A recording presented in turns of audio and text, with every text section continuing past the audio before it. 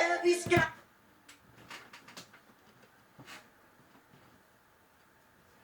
There's a seed.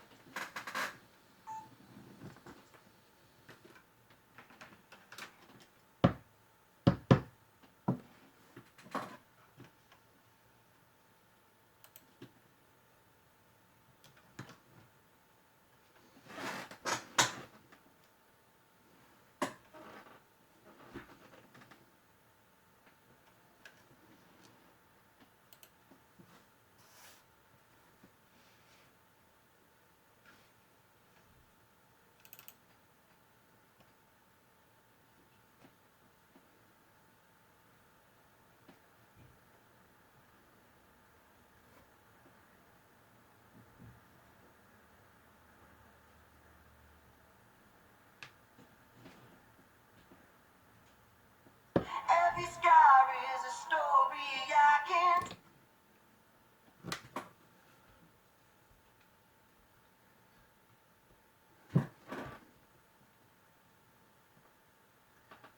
So I downloaded So I got a hold of every single, every album, every remix, every acoustic version, every acapella, that I could find, trying to make Linkin Park's music fit into the context of a Winter Guard show. And what I came across, was a lot of it's very heavy, so you had to disregard a lot of that. So you had to find the lighter stuff and then try to use your best judgment to find the narrative. Your music is so important when making your color guard show. There's just something about the way it's going to trigger the narrative into the audience. You have to be very careful what you're going to say. And there was stuff that was that was very good in pieces, that fit the narrative, but it didn't fit the show. Some examples would be. There's a seed here alongside me. Or, we got this one. Every scar is a story I can't tell. That's a good one. You have another one here. The undertow. And every second I waste is more than I can take. You did it to yourself. You did it to yourself. And your voice was all I heard. That I get what I deserve. And, yeah. Even the people who never frown eventually break down. So there's a lot of sections that fit what the narrative was supposed to be, but when you try to put it together, it doesn't. They clash with what we ended up choosing. We ended up opening up our show with One More Light. So the whole thing starts off. Whole thing started off with Chester's Cry for Help, which was a video that popped up on YouTube and ended up blowing up, after he had passed, and everybody, watched it, and cringed because you don't realize when you first watch it, it was a cry for help, but in hindsight, it is. And a lot of people accused us of being criticized. Well, a lot of people in the Guard were actually criticizing us for a lot of people in our own Guard were criticizing us for opening up with the cry for help, because it doesn't sound very serious at all. I don't know if anybody out there can relate, but like, I have a hard time with life. It felt like a joking manner, and that's what the horror is. If anybody's ever had somebody reach out to them for a cry for help, you test the waters, you dip your toes in. You don't want to shock everybody, but you still want to say what you got to say. So we felt it was very appropriate to open up with that. So we had that, and we ended up opening up the show with the synthesizer from One More Light in the background. So we had hold on a second.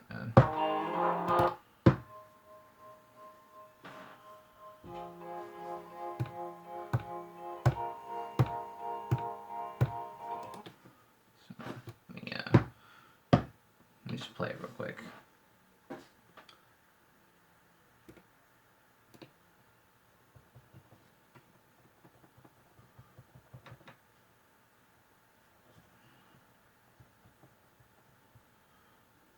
Zoom in on this. You can hear the endpoints.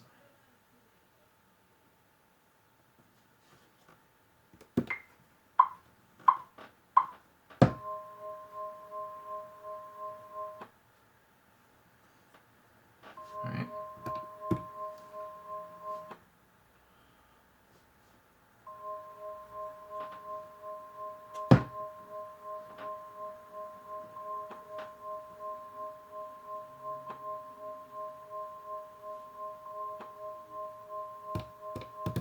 So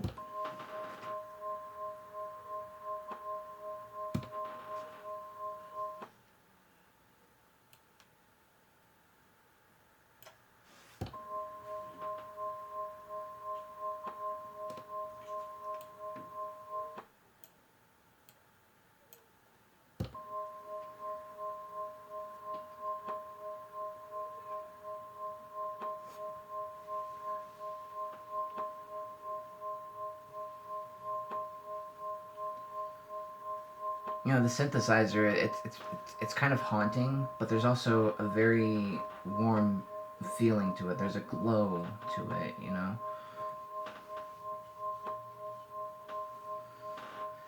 It's probably the most minimalist sound that we could find from Linkin Park. It's not exactly comforting, but it does invoke a emotional quality to it. So we ended up, starting the show off with that, and it led into the guitar part. We ended up starting the show off with that, which eventually went into the guitar part with it, which is very minimalist. Very nice.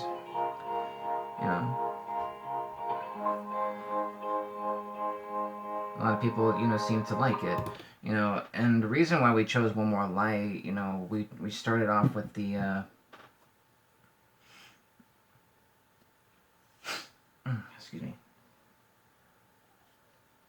The reason we chose One More Light is because, it starts off with the POV. There's a lot of layers to the show, so we decided to start it off with, sounding as if somebody has already died, from the perspective of somebody that has committed suicide. So that's why we have Chester singing what he does with the should have stayed were the signs I ignored. It really seemed to fit everything that we were talking about. Can I help you not to hurt anymore? We saw brilliance when the world was asleep. It just had, this dread to it, but even though there's dread, there's a lot of, anguish that comes along with it too. So, when the chorus, comes in, with the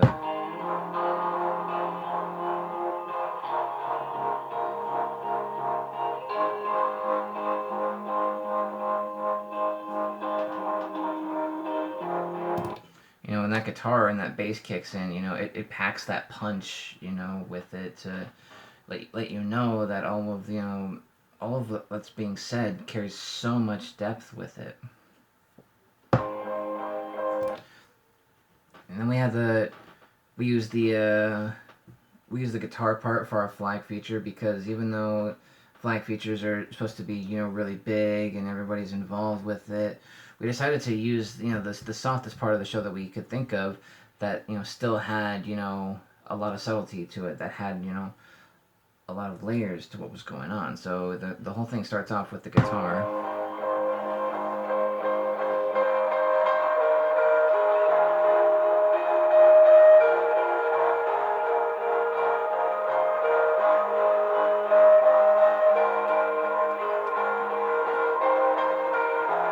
And one thing that I didn't realize that happens in the show, or the song rather, I didn't realize the first 10 times I was listening to the song that there's actually a scream that Chester does in the middle of the guitar bridge. So it's very subtle. So what I did was I found the acapella version of the song and I layered it, so I made the scream twice as loud. So you ended up actually hearing it. Without the instrumental, it's very obvious. It's just.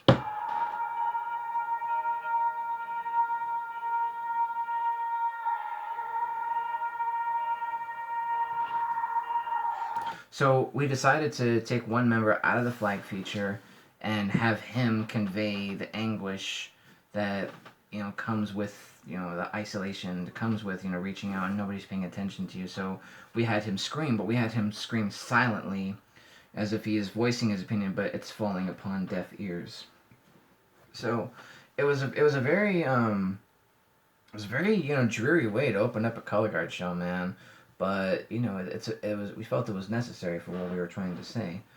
And after we were finished with that, we ended up going into Waiting for the End. So Waiting for the End starts off with a piano hit.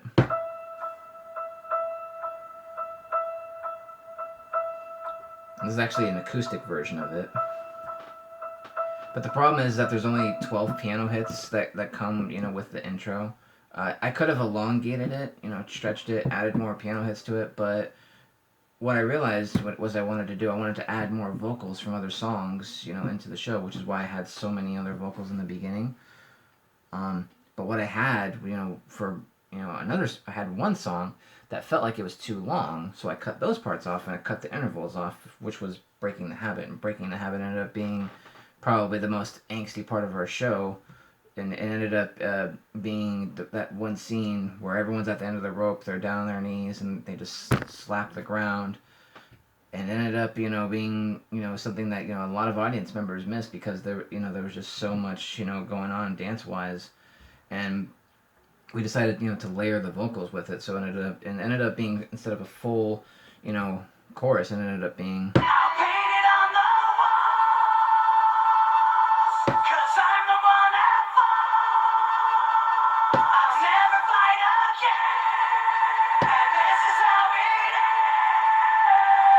And the reason why I layered it was because I wanted to create that feeling that there's a lot more voices in your head. That's not, it is your voice, but it's, there's so many different thoughts and emotions that are happening all at once that, they're just kind of talking over each other, not letting each other finish. It's hard to know where to stand, where to look, how to think, And it's at that moment that, the show takes, a left turn. It goes from, the girls are dancing and they're on the ground, and the boys are standing up with their rifles, and they have their rifles pointed up at their heads as if they're about to, pull the trigger, which was a controversial image that we were sure that people were going to, get offended by, get upset by, but it ended up, being the most poignant, image that we could put out on the show. Like, if I had to take a freeze frame of any point in our show that, says this is what our show, creates this feeling, it would be that image right there. So what happens after that, is a different perspective. It's the other voice that comes in. That's the voice of reason, which ends up, being Mike, because his lyrics, are more hopeful than what Chester's lyrics are from One More Light.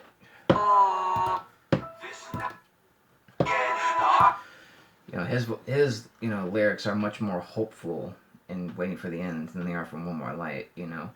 It's it's honest and it's brutal, but they're not dreadful. They're actually hopeful if you really read in between the lines. This is not the end, this is not the beginning. Just a voice like a riot rocking every revision. But you listen to the tone and the violent rhythm and know the words sound steady, something empties within them. We say yeah, with fists flying up in the air, like we're holding on to something that's invisible there. Cause we're living at the mercy of the pain and the fear until we get it, forget it, let it all disappear. So even though he says the word voice and it is the show title, there's a lot more other lyrics that pop up that are actually more inspirational. If it's not the end and it's not the beginning, you're just right in the middle. You can move one way or another.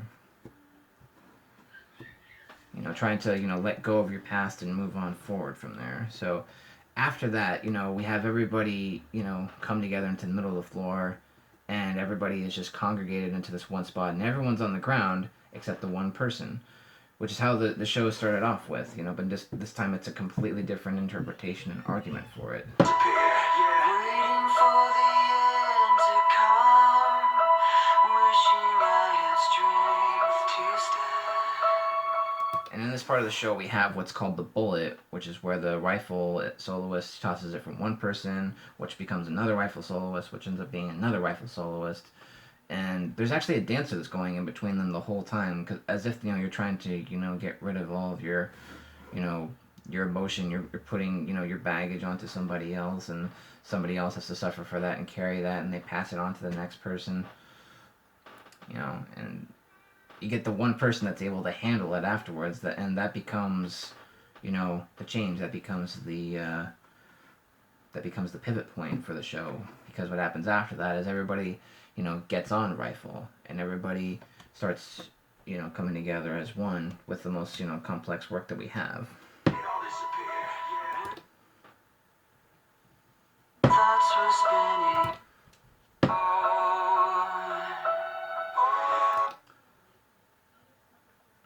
And we had one part in the show where it was what we called the Battle of the Sexes, which is where we had every guy on one side of the floor and every girl on one side of the floor. We had one girl that was in between all of them.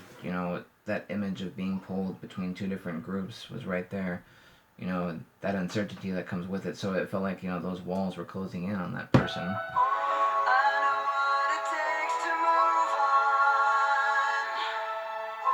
I know how it feels to love. Being surrounded by all of your friends and not knowing how to think for yourself was something that they all related to. So we thought we should put that image out there. But one thing that I noticed into the season was, after performing this section so many times, it felt really quiet. So one thing that we wanted to do is we wanted to kick up the instrumentation. We wanted to have more guitars. We wanted to have more drums, more bass involved with it. So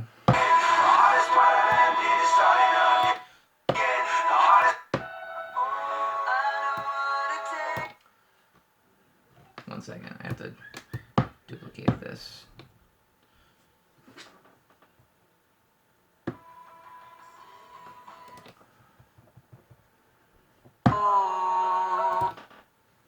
So what we did was, after the rifle soloist, the last rifle soloist gets her rifle, we decided to make that musical change and have the drums come in.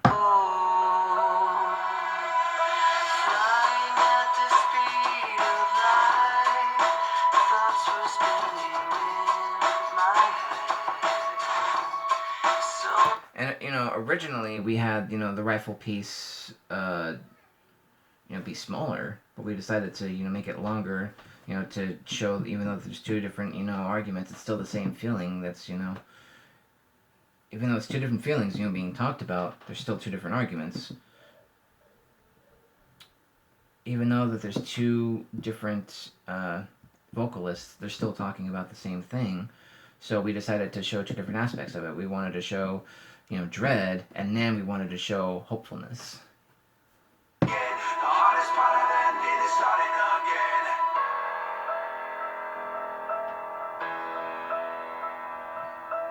And as awesome as that piano part was, we felt like it was a little soft, needed more of a punch that happened in the show.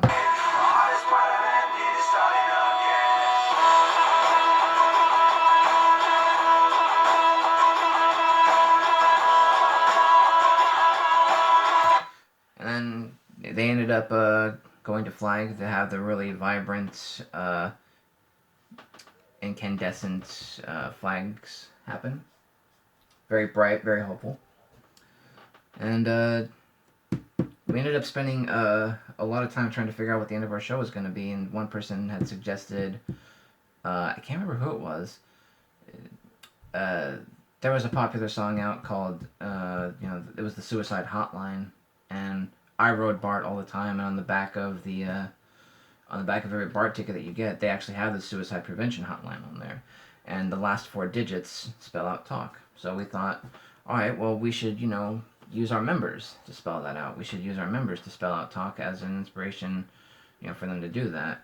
But that wouldn't have happened unless that song existed, or if I was writing BART. I don't think that would have happened. It ended up, being one of those things that either you picked up on it or you didn't.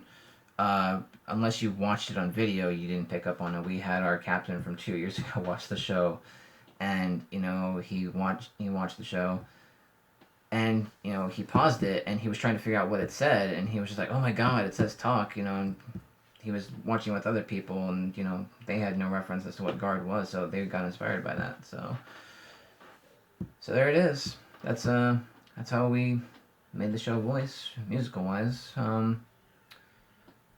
Probably not going to revisit Linkin Park music anytime soon, but it was still, it was very cathartic to make the show, and it was very motivating for, the upcoming season. So I hope to make more shows like that.